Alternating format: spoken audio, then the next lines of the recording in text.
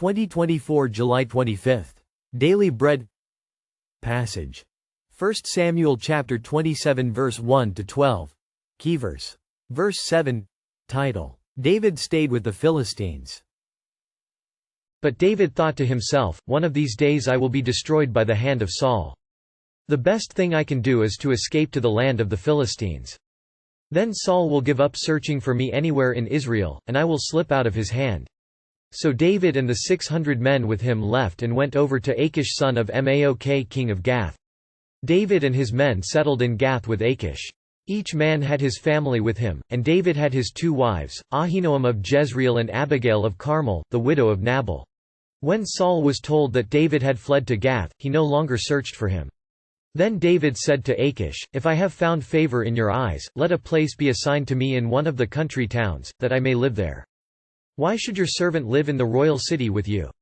So on that day Achish gave him Ziklag, and it has belonged to the kings of Judah ever since. David lived in Philistine territory a year and 4 months. Now David and his men went up and raided the Geshurites, the Girzites and the Amalekites. From ancient times these peoples had lived in the land extending to Shur and Egypt.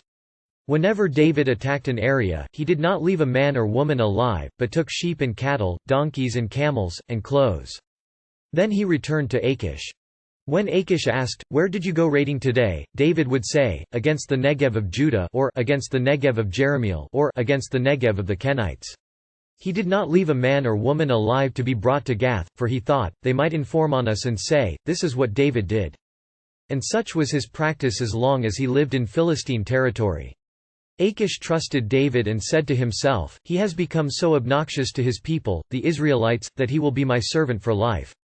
David knew he could not trust Saul's momentary repentance. As the 600 men who followed him started raising their families, hiding in the wilderness became more challenging. He was in deep distress despite his spiritual victory of honoring God's sovereignty over King Saul. He escaped to the Philistines' territory to avoid Saul's pursuit. He had been faithful in believing in God's protection and unfailing love. However, he also compromised in order to save himself. While he was staying in the territory with the permission of the Philistine king Achish, he pretended to raid the Israelite towns, making Achish think he was turning into an enemy of Israel. It earned David and his men a temporary shelter and fragile peace. Yet this chapter records meaningless massacres and lies. David's soul was distressed, living among the idol-worshipping enemies. Do you feel that it is wise to avoid a current conflict by running away? Turn to God, who holds all the wisdom and answers to your trouble. Trust in His perfect plan and almighty power to rescue and guide you through this difficult time. Prayer. Father, sometimes I feel too tired to keep fighting the troubles that do not go away. Please encourage my heart and guide me with your wisdom and power. One word. Rescue comes from the Lord.